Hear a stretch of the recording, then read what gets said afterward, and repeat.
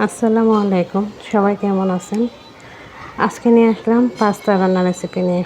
আমার বাচ্চারা পাস্তা খুবই পছন্দ করে, তো ওদের জন্য আমি পাস্তা রান্না করতেছি।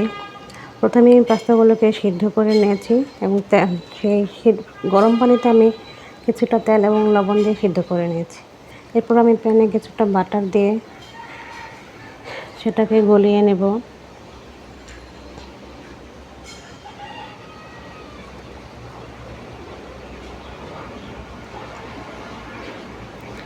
এখানে আমি 2 চা চামচ ময়দা দিয়ে দেব। ময়দাটাকে আমি খুব ভালোভাবে বাটারের সাথে ভেজে নেব, যাতে কোনোভাবেই কাঁচা গন্ধটা না থাকে। একেবারে ভাজা ভাজা করে ভেজে নেব। ভাজা হয়ে গেলে এখানে আমি অ্যাড করে দেব কিছুটা দুধ। এটা আমি বানাচ্ছি পাস্তা সস, পাস্তা দেওয়ার জন্য। এই সসটা দিলে পাস্তাটা খেতে খুবই টেস্টি হয়। আমার ছেলে তো এটা খুবই পছন্দ করে।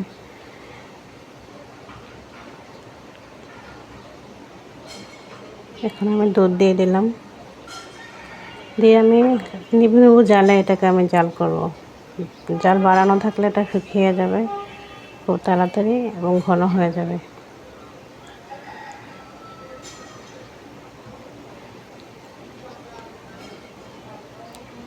এখানে আমি কিছুটা লবণ, একটু পরিমাণ ভিনেগার, গোলমরিচের গুঁড়া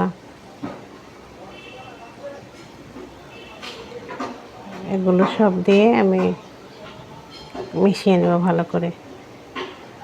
এরপর আমি এখানে কিছুটা মোজারেলা চিজ দিয়ে দেব। চিজটা দেওয়ার কারণে সসটা খুবই অন্যরকম হয়ে যাবে, খেতে খুবই দারুণ লাগে।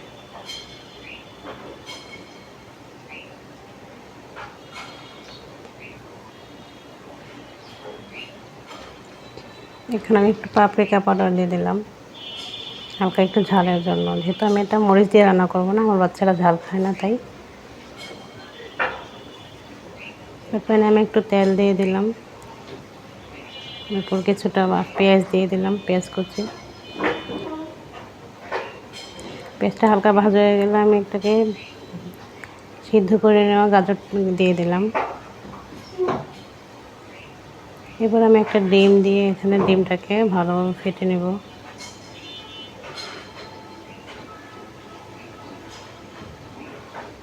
এখানে চাইলে আপনারা ডিমের পরিবর্তে মাংসও দিতে পারেন। মাংসটাকে ভেজে নিয়ে প্রথমে, তারপরে সবজিগুলো অ্যাড করতে পারেন।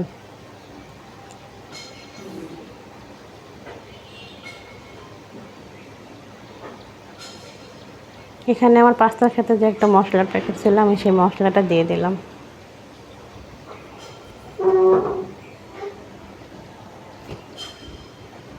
ভালোভাবে নেড়ে চেড়ে নিয়ে আমি এখানে এখন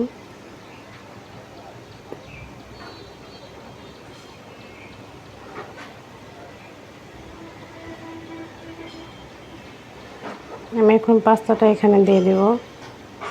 সিদ্ধ করে রাখা পাস্তাটা দিয়ে ভালো করে মিশিয়ে নেব।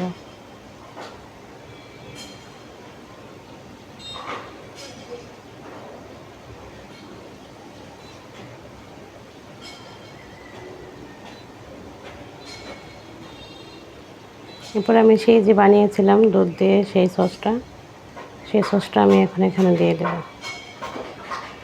এই সসটা দেওয়ার কারণে খুবই টেস্টি হয় পাস্তাটা।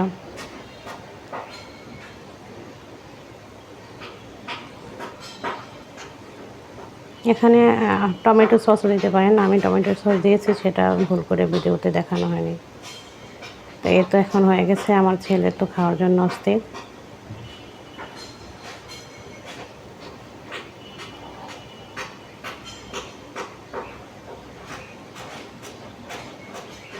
তো রেডি হয়ে গেল এগ পাস্তা, খুবই অল্প সময়ের মধ্যে, খুব অল্প উপকরণ দিয়ে খেতে মাশাআল্লাহ খুব দারুণ ছিল।